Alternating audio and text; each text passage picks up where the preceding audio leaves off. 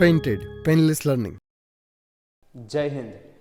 Topper વિદ્યાર્થી પોતાના પેપરમાં એવી તો શું ખાસ વાત કરે છે, એમ તો કઈ રીતે એ લોકો પ્રેઝન્ટેશન કરે છે કે જેનાથી એ લોકોના માર્ક્સ છે એ મિનિમમ કપાય છે અને મેક્સિમમ માર્ક આવે છે.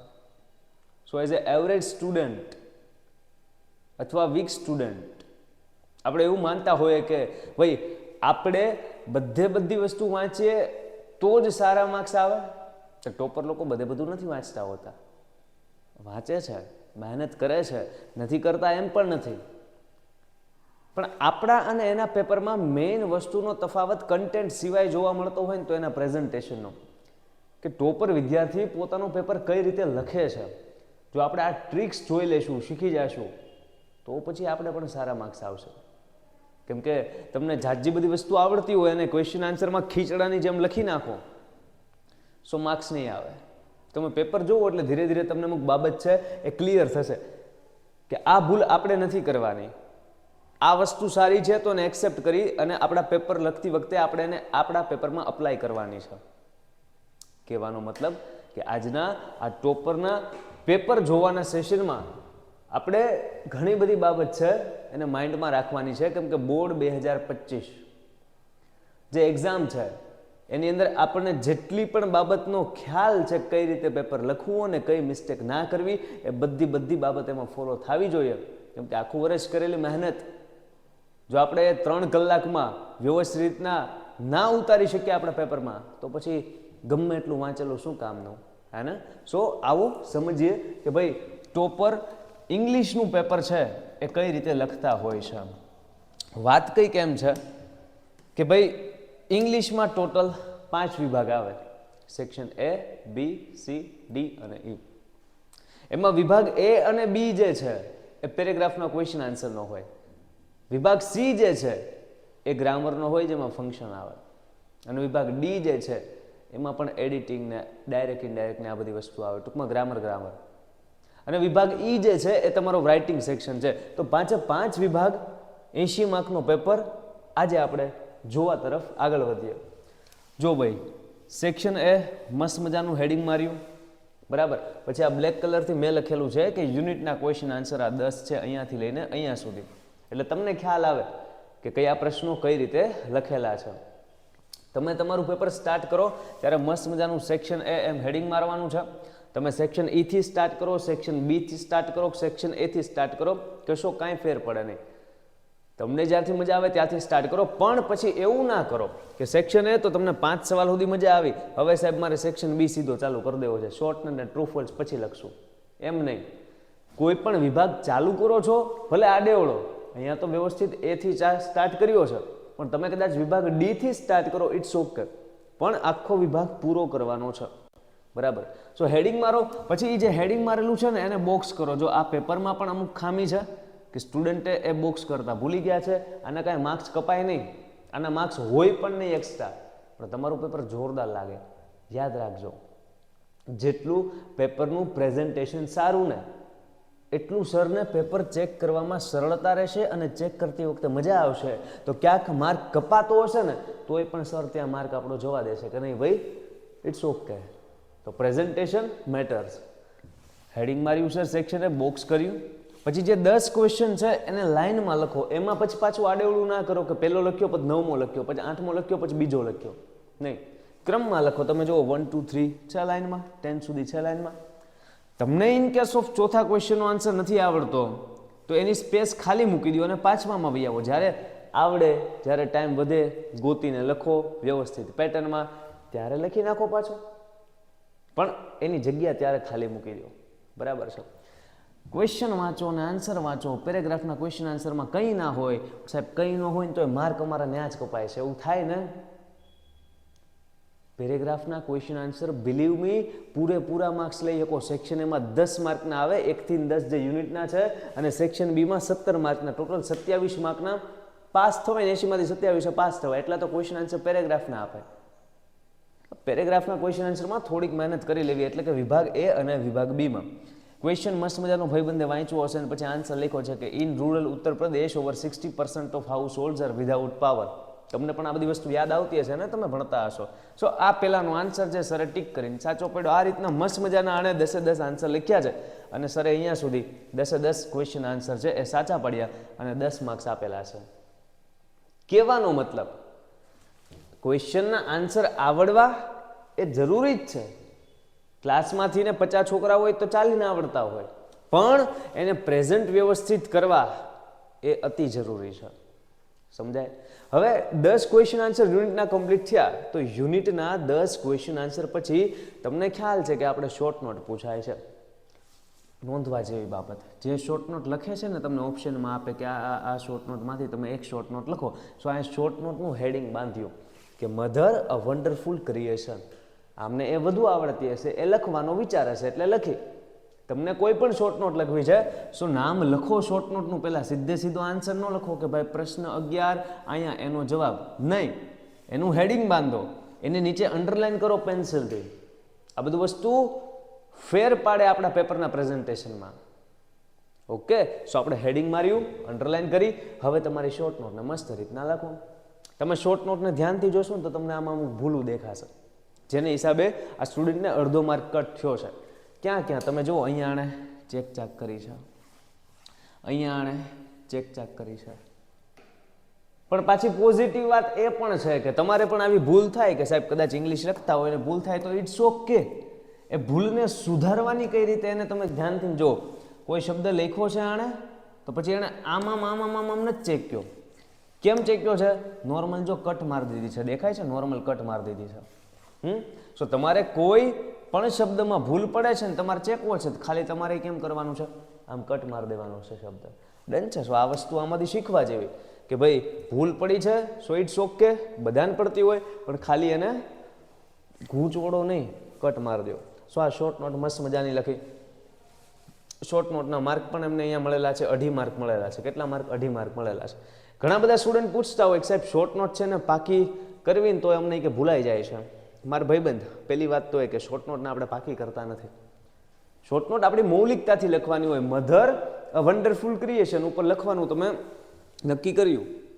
સો હવે એ યુનિટમાં, યુનિટ નંબર 4માં જે મમ્મા વિશે આવે છે, ભાઈ મમ્મી વિશે આવે છે, એ બધી વસ્તુ તમારે લખવાની છે અને આમાં તમને પોઈન્ટ્સ પણ આપે છે, હે ને?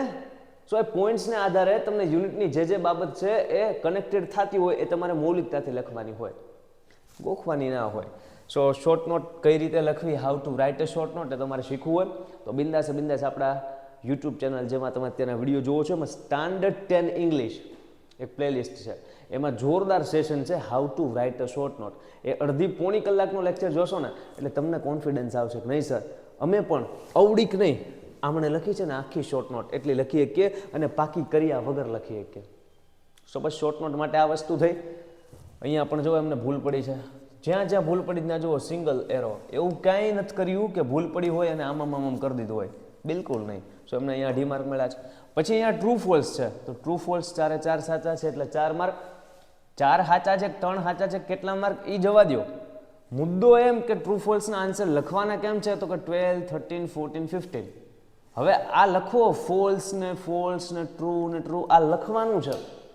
ઘણા બધા વિદ્યાર્થીઓ મેં જોયા છે કે એ આન્સર એને આવડતા હોય ને છતાં ટીચરે એને માર્ક્સ કટ કરેલા હોય. કેમ? એ લખીને આવી આવે આમ ફોલ્સ તો ફોલ્સ, ટ્રુ તો ટ્રુ.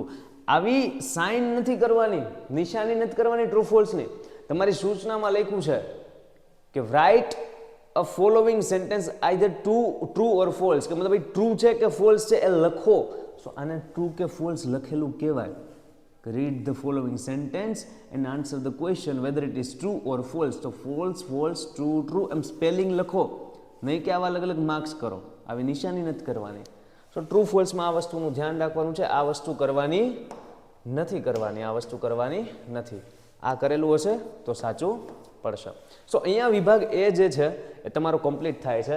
એના પ્રેઝન્ટેશનમાં ધ્યાનમાં રાખવા જેવી બાબત છે એની આપણે ચર્ચા કરી લીધી છે કે કઈ રીતના ક્વેશ્ચનના આન્સર લખવા, કઈ રીતના શોર્ટ નોટમાં શું ધ્યાન રાખવું અને જે ટ્રુ ફોલ્સ છે એના આન્સર કઈ રીતે અટેમ્પ્ટ કરવા. બિલીવ મી, વિભાગ એ જે રીતના તમે સમજ્યા છો અત્યારના કઈ ભૂલો નથી કરવાની, શું વસ્તુ સારી છે આમાં, એ આધારે વિભાગ બી, સી, ડી અને ઈ પણ જાણી લો. સમજી લો. અને હવે નેક્સ્ટ જ્યારે પણ પેપર આપો છો 80 માર્કનું, ત્યારે આ વસ્તુને અપ્લાય કરો. તમે જોજો તમારા પોતાના માર્ક્સમાં અત્યાર સુધી 65 આવતા હશે ને તો 67, 68, 70 આવશે. 70 આવતા હશે ને તો 75, 76 આવશે. કેમ કે આ બધી વસ્તુથી ફેર પડે, હે ને. ચલો આગળ વધીએ. વિભાગ જે બી છે એમાં સૌથી પહેલા પોયમના ક્વેશ્ચન આન્સર હામાં ભટકાય. પોયમના ક્વેશ્ચન આન્સર પૂછાય એટલે ગોતીને એમાં લખી નાખો એમ ન હાલે. કેમ જો આને ગોતીને બેઠું કાંઈક લખી નાખો. પોયમના ક્વેશ્ચન આન્સર પૂછાય ત્યારે you have to write in a proper strategy. Proper strategy પ્રમાણે તમારે કંઈક આમાં લખવું પડે, પોતાની મૌલિકતાથી લખવું પડે, ગ્રામરની ટેન્સની પેટર્ન પ્રમાણે તમારે લખવું પડે. સો અહીંયા ક્યાંક બેઠું લખ નાખ્યું હોય તો માર્ક્સ સર કટ કરી નાખે ને બાકી આ બંને સાચા છે તો અહીંયા 2 માર્ક આપ્યા.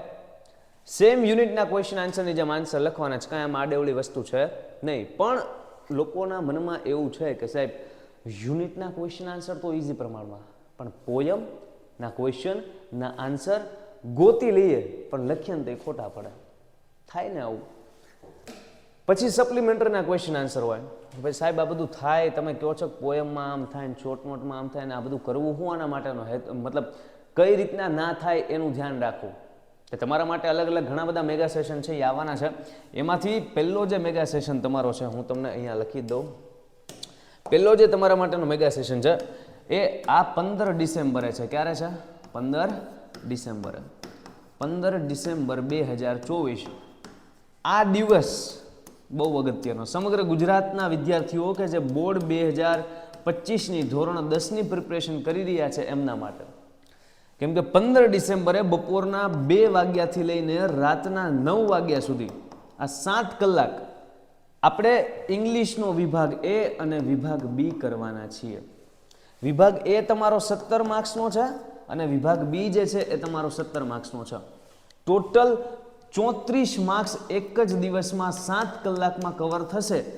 ક્યારે? 15 ડિસેમ્બર 2 વાગ્યાથી 9 વાગ્યા સુધીમાં. આમાં આપણે સમજવાના છીએ, બહુ બધી પ્રેક્ટિસ કરવાના છીએ. કંઈ ના આવડતું હોય ત્યાંથી લઈને બધું આવડતું હોય ત્યાં સુધીની સફર, એટલે 2 વાગ્યાથી લઈને 9 વાગ્યા સુધીનો ડાયરો. વિભાગ એ અને બીમાં જે કંઈ પણ બધી વસ્તુ આવે છે, શોર્ટ નોટ તમારે આવે છે, ટ્રુ ફોલ્સ આવે છે, સપ્લિમેન્ટરીના ક્વેશ્ચન આન્સર છે, પોયમના ક્વેશ્ચન આન્સર, બધી વસ્તુ શીખવાના છીએ. ચલો પાછા સપ્લિમેન્ટરીના ક્વેશ્ચન આન્સર તમને પૂછે છે તો એ પણ ગોતીને વ્યવસ્થિત લખ્યા છે. સાચા હશે તો સર સાચા પાડશે, ખોટા હશે તો આમ કરીને આમ સાહેબ ખોટું પાડી દેશે. સિમ્પલ વસ્તુ છે, એમાં તો કાંઈ નવીન છે ને. હવે જોવા જેવી બાબત કઈ ભાઈ, સમય એવો છે કોઈ ડિસેમ્બર હાલે છે, હમણાં જાન્યુઆરી હમણાં ફેબ્રુઆરી એક્ઝામ ચાલુ. ડિસેમ્બરથી મહેનત કરી અને હજુ તમારે 80% લાવવા હોય, 90% લાવવા હોય, પાસ થવાના ફાફા હોય અને પાસ થવું હોય તો તમારા માટે વિદ્યાપથ 2.0 છે. એમાં રજિસ્ટ્રેશન હજુ ચાલુ છે. જો રજિસ્ટ્રેશન બાકી હોય અને એમ થતું હોય કે નહીં સાહેબ આ વખતે મહેનત કરી અને સારું રિઝલ્ટ લાવવું છે તો બિંદાસ ફોન કરો 72 86 86 71 પર અને વાત કરો કે સાહેબ મારે આ રીતનું છે, કઈ રીતના સિલેબસ કવર કરું, એટલે તમને બધી ઇન્ફોર્મેશન મળી જશે.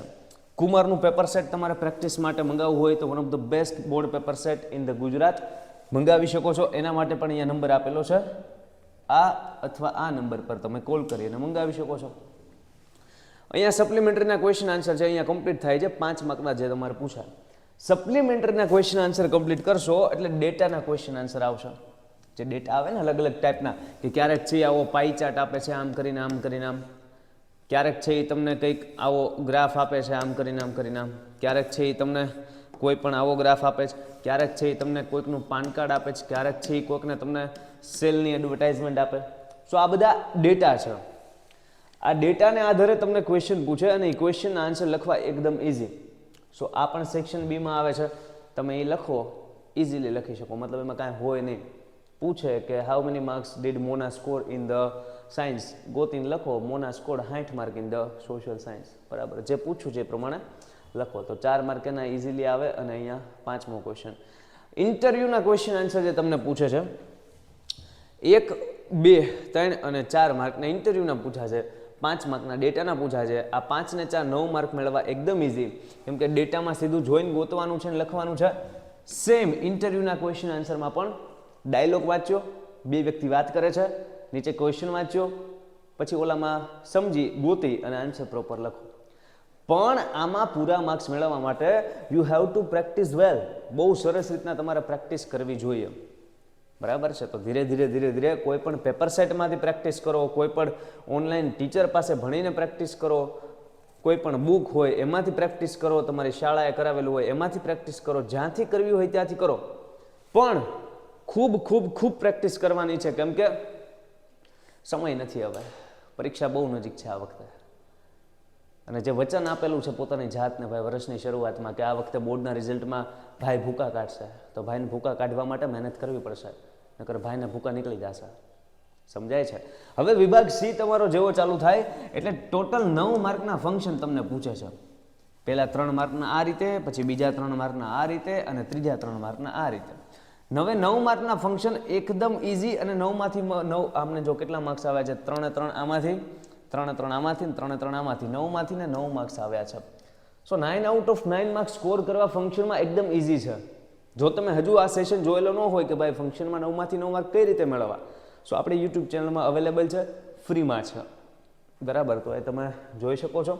અને આન્સર કઈ રીતે લખવા એ જોઈ લો પ્રેઝન્ટેશનમાં કે ભાઈ વિભાગ સી હેડિંગ માર્યું, પછી કર્યું બોક્સ, 33 34 35 ઇક્વેશન 1 છે, 36 37 38 એ ક્વેશ્ચન 2 છે. આ લખો, આ રીતના પ્રેઝન્ટેશન કરો તમારા પેપરમાં. અને 39 14 41 એ ક્વેશ્ચન 3 છે. 3 3ના કઈ રીતે આન્સર લખવા?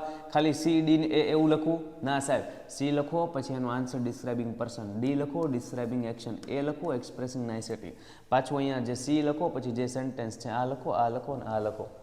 સમજાય? સો આ રીતના આખા આન્સર લખવાના છે. ખાલી આવું લખીને આવશો સી ડી ને એ કાંઈ માર્ક આવશે નહીં, કાંઈ માર્ક આવશે નહીં. ખાલી સેન્ટેન્સ લખી નાખશો એવું નથી કે માર્ક ના આવે. ટીચર સારા હોય તો માર્ક્સ આપી પણ દે, પણ તમે સી ડી ને એ બી સી ડી કરીને આવો તો ટાઈમ આપણને પ્રોપર મળે છે. ઇંગ્લિશમાં જનરલી ટાઈમ ઘટે નહીં. સો જે તે ABCD છે એ લખો ઓપ્શન, અને પછી આખો એનો આન્સર છે એ લખો કે ડિસ્ક્રાઇબિંગ પર્સન. ક્લિયર છે? સો ફંક્શનમાં બસ તમારે એ વસ્તુનું ધ્યાન રાખવાનું છે, બાકી ફંક્શન ટોપિક એકદમ ઇઝી છે. ફંક્શન કમ્પ્લીટ જેવા કરશો એટલે સેક્શન સીમાં બીજી વસ્તુ પૂછાય ફિલ ઇન ધ બ્લેન્ક, મતલબ કે ખાલી જગ્યા પૂરો. ઉપર કાઉન્સમાં 3 શબ્દ આપેલા છે, એને આધારે જો અહીંયા એક આન્સર અહીંયા ને એક આન્સર અહીંયા ને એક આન્સર અહીંયા, 3 આન્સરને અલગ પેનથી માર્ક કરેલા છે. તો તમારે તો પેપરમાં સિંગલ બ્લુ પેન જ વાપરવાની છે, હે ને? સારું પ્રેઝન્ટેશન જ થાય, બ્લુ એન્ડ બ્લેક કંઈ નથી કરવાનું. બ્લુ પેનથી બધું લખો અને તમારા જે આન્સર તમે જ્યાં લખ્યા છે ત્યાં પેન્સિલથી અંડરલાઇન કરો, પેન્સિલથી આમ કરીને આમ સ્કેલ રાખીને અંડરલાઇન કરો. સમજાય છે? કેમ કે તમારો આન્સર તમે જ્યાં લખ્યા છે એ ગોતવામાં સાહેબને પેપર ચેક કરતી વખતે આમ તકલીફ ના પડવી જોઈએ. સીધા સરને આન્સર જ જોવાના છે. અંડરલાઇન કરેલા હશે તો ઇઝી થશે, હે સાહેબ? સીધા આન્સર જ જોવાના, તો આન્સર લખી નાખી તો આમ કરીને આમ 42માં પહેલામાં ટ્રાઇફલ, બીજામાં એધર ને ત્રીજામાં ડિટરમાઇન. નહીં ચાલે, નહીં ચાલે. સમજો, આખો પેરેગ્રાફ લખવાનો છે અને આન્સરને અલગ રીતના હાઇલાઇટ કરવાના છે. ટૂંકમાં આન્સર તો લખવાના જ નથી. ક્લિયર થાય છે? સો આ ફિલ ઇન ધ બ્લેન્ક હતું. નિયરેસ્ટ મિનિંગ જે છે એના 3 આન્સર છે અહીંયા લખેલા છે. સો નિયરેસ્ટ મિનિંગના આન્સર આમ લખવા કરતાં ધ્યાન રાખો, અહીંયા તો 3 આઉટ ઓફ 3 મળેલા છે, સાચા જ છે. સાચા હોય તોય રિસ્ક શા માટે લેવું? એમાં લખો અહીંયા ફેસિનેટેડ બરાબર એટ્રેક્ટેડ એમ લખો. આનો જે ક્વેશ્ચન હતો ને એમાં એવું પૂછેલું હતું કે ફેસિનેટેડનો મતલબ શું થાય એમ. તો તમે આખું લખો કે ફેસિનેટેડ બરાબર એટ્રેક્ટેડ. આમ આખા શબ્દ લખો. ખ્યાલ આવે છે? આ બરાબર આ આમ લખો તોય કશો વાંધો નથી, પણ આ કેટલું મસ્ત પ્રેઝન્ટેશન લાગે, આમ વિચારો તો કેટલું મસ્ત લાગે. સમજાય? સો આ નિયરેસ્ટ મિનિંગ 3 માર્કના. તો સેક્શન સીમાં ટોટલ આપણે 9 માર્કના ફંક્શન જોયા. ફિલ ઇન ધ બ્લેન્ક છે 3 માર્કની જોઈ, અને નિયરેસ્ટ મિનિંગ છે 3 માર્કના જોયા. પહેલા છે ને આપણે વિભાગ ડી જોઈ લઈએ, પછી વિભાગ ઈ જોઈ લઈએ, અને પછી થોડુંક ગણિત લગાડવું છે પેપરમાં. આપણે ગણિત લગાડી દઈએ, પણ પહેલા વિભાગ ડી જોઈએ. વિભાગ ડી જેવો સ્ટાર્ટ થશે એટલે ઇનડાયરેક્ટ સ્પીચ આવશે. ઇનડાયરેક્ટ સ્પીચની અંદર 4 ખાલી જગ્યા હોય છે, 2 માર્ક્સ હોય છે. અહીંયા 4 માર્ક્સ મૂક્યા છે, 2 માર્ક્સ હોય છે. કેટલા માર્ક્સ હોય છે? 2 માર્ક્સ હોય છે. ભૂલમાં લખાઈ ગયા છે. પછી કંજક્શન જે છે એ તમને 3 ક્વેશ્ચન પૂછે છે અને 3 માર્કના પૂછે છે, 3 સાચા છે. જો કંજક્શનના આન્સરમાં ધ્યાન રાખો, ખાલી 100 તમને આન્સર ખબર પડી ગઈ તો આમ કરીને આમ 47 100 48 તો કે હું, અને 49 તો કે આઈધર ઓર, આમ લખીને નથી વિયાવવાનું. આની જેમ આખા આન્સર લખવાના છે. તમને સમજાય છે? આખે આખા આન્સર લખવાના છે. જે આન્સર લખ્યો છે ત્યાં સરસ મજાની અંડરલાઈન કરો. તો આ કન્જક્શનના 3 માર્ક્સ છે. ડાયરેક્ટ ઇનડાયરેક્ટ, કન્જક્શન અને પછી તમારા વિભાગ ડીમાં આવશે તમારું એડિટિંગ. એડિટિંગ બી 3 માર્કનું છે. એમાં પણ સેમ કરવાનું છે. સીધા આન્સર નથી લખવાના, આખો પેરેગ્રાફ લખવાનો છે અને જ્યાં જ્યાં તમારા આન્સર છે, એક અહીંયા છે, એક અહીંયા છે અને ત્રીજો જો આ ભી પડે ગોતવામાં. સમજાણું? તો તમામ અંડરલાઈન કરેલી હોય તો ટીચરને સરળતા રહે પેપર ચેક કરવામાં. અને જેટલી સરળતા શિક્ષકને તમારા પેપર ચેક કરવામાં રહે, યાદ રાખજો, એટલા માર્ક્સ છે ને એ વધુ આવવાની સંભાવના વધી જશે. ગણિતમાં ભણો છો ને, પ્રોબેબિલિટી, સંભાવના, બસ એ જ વસ્તુ. ટીચરને સરળતા રહેવી જોઈએ. તો અહીંયા એડિટિંગના પણ એમને 3 માંથી 3 મળેલા છે. પછી ડુ એઝ ડાયરેક્ટેડ, એમાં પહેલો ક્વેશ્ચન એક્ટિવ પેસિવનો પૂછેલો છે, તો એમણે એનો આખો આન્સર મસ્ત લખેલો છે. આમાં ક્યાંય અંડરલાઈન કરવાની આવશ્યકતા નથી. અને બીજો ક્વેશ્ચન છે એ ટેન્સ ચેન્જનો પૂછેલો છે, એ પણ આપણે લખેલો છે. એક્ટિવ પેસિવમાં 1 માર્ક આવેલો છે અને ટેન્સ ચેન્જમાં 2 માંથી 2 આવેલા છે. સો આ રીતનું એમનું કંઈક સેક્શન ડીનું પ્રેઝન્ટેશન હતું. હવે આ પેજ પાછું રિપીટ થયું છે, ઓલું ડાયરેક્ટ ઇનડાયરેક્ટ અને કન્જેક્શન વાળું જે અહીંયા હતું ને, આ પેજ સેક્શન ડી એ અહીંયા રિપીટ થયું છે. સો આ બાજુના ક્વેશ્ચન જોઈ લો. એ પછી 3 માર્કના જે તમારે પૂછાય છે WH ક્વેશ્ચન, એમાં જો આન્સર કેટલા મસ્ત લખ્યા છે. પહેલા ઓપ્શન લખ્યા, ડેશ કરી અને આખે આખો જે ઓપ્શન છે એ પણ લખ્યો. સો WH ક્વેશ્ચનમાં પણ અમને 3 માંથી 3 આવ્યા છે. હવે વિભાગ ઈ ની વાત કરીએ, જેમાં સૌથી પહેલા તમારો એસે છે. ઘણી બધી વાર આપણને પ્રશ્ન થતો હોય, સાહેબ એસે લખવો કેટલો? 1 પાનું લખીને વી આવીએ, અડધું પાનું લખીને વી આવીએ. યાદ રાખજો, એસેમાં 1.5 પેજ લખશો ને ભાઈ, તો તમે સેફ રહેશો. વાંધો મને કે તમારા સાહેબને કે પેપર ચેક કરશે કોઈ નથી, તમે 1 પાનું લખીને આવો તો 1.5 પેજ લખેલું હશે તો આપણે સેફ રહીશું કે ભાઈ 6 માંથી મેક્સિમમ મિનિમમ 5 સાડા 5 માર્ક આવી જશે. સમજાય? આમણે જો કેટલો લખ્યો છે, અહીંયાથી લખવાની સ્ટાર્ટ કર્યું, સામે 1.5 પાને કમ્પ્લીટ કર્યો. કઈ મિસ્ટેક આપણે કરવાની નથી ઈ જોવો. એસેમાં જો આટલી બધી ચેકચાક, આ ટોપરનું પેપર છે, તમે સમજો છો? મિસ્ટેક એને બી થાય. 80 માંથી 80 એટલે તો નથી આવતા લેંગ્વેજમાં. સમજાય? સો આ મિસ્ટેક આપણે નથી કરવાની. અને વાત થઈ એમ કદાચ મિસ્ટેક થાય તો સિંગલ રબ કરી નાખો, આમ કરીને આમ ક્રોસ કરી નાખો. ડન. હવે એસે જ્યારે લખો ત્યારે હેડિંગ મારો, નીચે મસ્ત મજાની અંડરલાઈન કરો. રેડી? એસેના 1.5 પેજ ભરવા કેમ સાહેબ? તમે તો કહો 1.5 પાનું ભરી નાખવા, 1.5 પાનું ભરી નાખવા. મારા ભાઈ 3 એસે આપે, તમને આવડતો હોય લખવાનું કે, અને પાછો તમને આવડતો હોય એમાં તે 6-7 મુદ્દા આપે. સો પોઈન્ટ્સ ઉપરથી આપણે લખી શકવા જોઈએ ને સાહેબ, તોય નથી લખી શકાતો. સો તમારા માટે એસેનું, રિપોર્ટનું, ઈમેલનું અને પિક્ચર ડિસ્ક્રિપ્શનનું ફરી એક મેગા સેશન આવશે. એ મેગા સેશનમાં આપણે આખો સેક્શન ઈ એને સમજશું કે ભાઈ સાહેબ લખવું બધું છે, લખાતું નથી, હાઉ કેન આઈ, હું કઈ રીતે લખી શકું. સો આપણે બધી વસ્તુ સમજવાના છીએ. પણ ત્યાં સુધી તમે તમારી રીતે ગમે ત્યાંથી પ્રેક્ટિસ મળે, પ્રેક્ટિસ કરે જાઓ, કરે જાઓ, કરે જાઓ. ઓવરઓલ આપણો ગોલ શું હોવો જોઈએ? સ્ટાર્ટિંગમાં જે હતો એ કે સારા માર્ક્સ લાવવાના છે, તો પછી એ કોઈ પણ કિંમતે લાવવાના છે. સો આ એસેનું પ્રેઝન્ટેશન છે. એસે જેવો કમ્પ્લીટ કરશો તમને ચોઈસ મળે છે, કાં તો ઈમેલ લખી નાખો અને કાં તો રિપોર્ટ લખી નાખો. આ જેનું પેપર છે એમણે ઈમેલ અટેમ્પ્ટ કરેલો છે. ઈમેલ કેટલો મસ્ત લખેલો તમે ધ્યાનથી જુઓ. ફ્રોમ, ટુ, સબ્જેક્ટ, પછી 3 છે એને અંડરલાઈન કરેલી છે, બોક્સમાં મૂકેલા છે. આ ભૂલ ન કરવી કે ફ્રોમ, ટુ સબ્જેક્ટ લખો ન્યા તે ચેકચાક થાય. તમે જુઓ ધ્યાનથી, સબ્જેક્ટમાં ચેકચાક. અહીંયા ક્યાંક ચેકચાક કર્યું હોય ને ઇટ્સ ઓકે, થાય ભૂલ. ફ્રોમ ટુ સબ્જેક્ટમાં મતલબ આન્સર લખવાનું સ્ટાર્ટ કર્યું ત્યાં જ ચેકચાક. આ મિસ્ટેક અવોઇડ કરવાની. સેજ ધીમું પડી જવાનું, 10 સેકન્ડ આપણને આપી દેવાની. વિચાર ભાઈ સબ્જેક્ટ, હવે સબ્જેક્ટ લખ. રેડી છે? તો આ ભૂલ આપણે કરવાની થતી નથી. ફ્રોમ ટુ સબ્જેક્ટ લખ્યું, પછી ડિયર નિરાલી લખ્યું, પછી મસ્ત મજાના 2-3 પેરેગ્રાફ લખ્યા અને લાસ્ટમાં લખ્યું કે વોમ વિશેષ કેતકી. આને કહેવાય ઈમેલનું પ્રેઝન્ટેશન. ટાઈમ હોય તો આખો ઈમેલ લખાઈ જાય, પછી એના ફરતે આઉટલાઈન કરી દો, મતલબ કે બોક્સ કરી દો. એનાથી શું થાય સાહેબ? પેપરનું પ્રેઝન્ટેશન સારું થાય. ઓવરઓલ ગોલ તો આપણો ઈ જ છે. ઈમેલ અટેમ્પ્ટ કર્યો, પછી અહીંયા લાસ્ટમાં લખ્યું છે તમારા ક્વેશ્ચન પેપરનો લાસ્ટ આન્સર 58 પિક્ચર ડિસ્ક્રિપ્શન. 5 માર્કનું પૂછાય. યાદ રાખજો, 80 માંથી ને જેને 74 આવ્યા હોય ને પિક્ચર ડિસ્ક્રિપ્શનમાં બીજા 4 કે 5 મેળવી લે ને તો 78 79 એ પોગી જાય. 70 વાળો છે એ 74 75 અને 58 વાળો છે એ 62.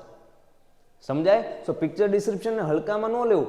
ઘણા બધા વિદ્યાર્થીઓ આવું કરતા હોય કે સાહેબ ચિત્ર તો છે હવે કે જોઈ જોઈને લખવાનું છે, જોઈ જોઈને જ લખવાનું છે, પણ આમાં પણ ગ્રામેટિકલ મિસ્ટેક ન થાય, ચેકચાક ઓછી થાય, એ જો ધ્યાનમાં રાખો તો જો અહીંયા 5 માંથી 4 આવ્યા છે, સારા જ કહેવાય. 5 માંથી 5 પિક્ચર ડિસ્ક્રિપ્શનમાં ઇઝીલી લાવી શકો તમે, કેમ કે આપણને કીધું છે કે રાઇટ અબાઉટ 10 સેન્ટેન્સ, 10 વાક્ય લખો. 12 વાક્ય લખીને આવવાના. કેટલા વાક્ય લખીને આવવાના? 12 સેન્ટેન્સ મિનિમમ લખીને આવવાના. સાહેબ તો કે 10 લખો એટલે એકાદો ખોટું હોય તારો કે હું અડધો માર્ક કાપું. ના સાહેબ ના, 12 સેન્ટેન્સ લખીને આવવાના. વાત સમજાય? સો આ પિક્ચર ડિસ્ક્રિપ્શનની વાત છે. હવે ઓવરઓલ પેપરના 5 વિભાગને આપણે ધ્યાનમાં લઈએ તો વિભાગ એ અને વિભાગ બી જે તમારો છે એ 17 માર્કનો છે 17 માર્કનો. એ અને બીમાં ક્વેશ્ચન આન્સર આવે, યુનિટના આવે, સપ્લિમેન્ટરીના આવે, પોયમ આવે, શોર્ટ નોટ આવે, ટ્રુ ફોલ્સ આવે, આટલી વસ્તુ આવે. વિભાગ સી જે તમારો છે 9 માર્કના ફંક્શન ને એ બધી વસ્તુ, એ 15 માર્કનો. વિભાગ ડી પાછો 15 માર્કનો, અને જે રાઇટિંગ વિભાગ ઈ એ તમારો 16 માર્કનો. આ રીતે તમારું 80 માર્કનું પેપર બનેલું છે. હવે જુઓ, સમજો, તમારે છે ને આવો ચાર્ટ ઇંગ્લિશ માટે બનાવી નાખવાનો. તમારે વિચારવાનું કે તમારા માર્ક્સ કટ ક્યાં થાય છે. સમજો, વિભાગ એ અને બી ની અંદર શું છે તો કે સર ક્વેશ્ચન આન્સર છે. બેઝિક તો આ જ છે ને. હવે ટ્રુ ફોલ્સ ને શોર્ટ નોટ એને ઘડીક સાઈડમાં મૂકો તડકે, એ તો યુનિટ સમજાશો તો આવડશે. ક્વેશ્ચન આન્સર છે કે તમારા કોન્ફિડન્સ લેવલ ઉપર, તમારા પ્રેક્ટિસના લેવલ ઉપર તમે નક્કી કરો કે ભાઈ 27 માર્કના આ 34 માર્ક જે છે ને 17 દૂન 34, એમાંથી 27 માર્કના કેટલા માર્કના? 34 માંથી 27 માર્કના ક્વેશ્ચન આન્સર છે. નક્કી કરો, વિચારો કે મારા પ્રેક્ટિસના લેવલ પ્રમાણે 27 માંથી મારે કેટલા આવશે? 20 આવશે, 25 આવશે? એને અહીંયા લખો. ધારો કે 25 આવશે, કોઈક લખે સાહેબ 23 આવશે 27 માંથી. સમજાય? હવે સેક્શન સી અને ડી માં નકરું ગ્રામર છે તો 15 દૂને 30 માર્ક્સ ગ્રામરમાંથી તમારે કેટલા આવશે? તમને લાગે કે સાહેબ આપણે 25 આવશે તો ને 25 લખો. તમને લાગે 15 આવશે, કોકને લાગે 30 માં 30 આવશે, ઈ લખો. પણ ઈમાનદારીથી, ઓનેસ્ટી હોવી જોઈએ. અને વિભાગ ઈ જે છે રાઇટિંગ સેક્શન, એમાં તમને જે લાગે ને એવું ન થાય. તમને લાગે કે 16 માંથી સાહેબ આપણે 16 આવશે, એ સાહેબ ને નહોતા આવ્યા. સમજાય તમને કહેવાનો મતલબ? સેક્શન ઈ એક એવી વસ્તુ છે કે જેમાં રાઇટિંગ છે ભાઈ, નકરું લખવાનું છે. તમે બધું સાચું લખ્યું હશે ને તોય સર એસેમાં અડધો માર્ક કાપી નાખશે. 16 માંથી 16 ની આની આશા રાખવાની નહીં. ફૂલ ઇંગ્લિશ કડકડાટ ફાવતું હોય તો વધીને તમારે આમાં 15 આવે, અડધો માર્ક રિપોર્ટમાં કાપી જાય, અડધો માર્ક એસેમાં કાપી જાય. મુદ્દો સમજાય? સો હવે આ 3 વિભાગમાં તમારા માર્ક્સ જે ડિવાઈડ કર્યા છે એને આધારે વિચારો કે બોર્ડ એક્ઝામમાં 80 માંથી મારે અત્યારની મહેનત પ્રમાણે કેટલા આવશે. ધારો કે અહીંયા મહેનત પ્રમાણે થયા 72 માર્ક કે 70 માર્ક કે કોઈકને થયા 65 માર્ક. હવે આ જે તમે માર્ક્સ લખ્યા ને એ અત્યારની મહેનત પ્રમાણે છે. આ ટોપરનું પેપર સમજ્યા પહેલાના માર્ક્સ છે. અહીંયા સુધી જેટલી મહેનત કરી છે ડિસેમ્બરમાં, ત્યાં સુધીની મહેનતના માર્ક છે. હવે 2 મહિના છે. આ 2 મહિનામાં લડીને, પોતાની જાતને તૈયાર કરીને, વધુ મહેનત કરીને આમાં થોડાક માર્ક તમે પ્લસ કરી શકો કે ન કરી શકો? કરી શકો ને? સો હવે મહેનત કરવાની છે કે આ જે માર્ક અત્યારે નક્કી થયા છે એના કરતાં વધુ પ્લસ થાય. સો આજના સેશનનો હેતુ એ હતો કે તમે શીખો કે ભાઈ પેપરને કઈ રીતના આપણે પ્રેઝન્ટ કરવું, કઈ ભૂલો છે એ આપણે કરવી નહીં. કમેન્ટ કરજો તમારા બોર્ડ 2025 નો ઇંગ્લિશનો ટાર્ગેટ શું છે અને બોર્ડમાં ઓવરઓલ પર્સન્ટેજ મેળવવાનો ટાર્ગેટ શું છે. અને આના માટે તમારે જો હજુ મહેનત કરવી હોય સાહેબ નહીં, ડિસેમ્બર ભલે આવી ગયો, આપણે લડી લેવાનું થાય છે. સો આપણે વાત થઈ છે વિદ્યાપથ 2.0 માં હજુ જોડાઈ શકો છો. 4 શિક્ષકોની ટીમ તમારા માટે રેડી છે, તમારી સાથે છે અને બોર્ડના દિવસ સુધી છે. સો મળીએ છીએ આવા જ કોઈક નેક્સ્ટ સેશનમાં. તમારી પ્રિપરેશન જોરદાર કરતા રહ્યો. All the best. જય હિન્દ, જય ભારત. Painted Painless Learning.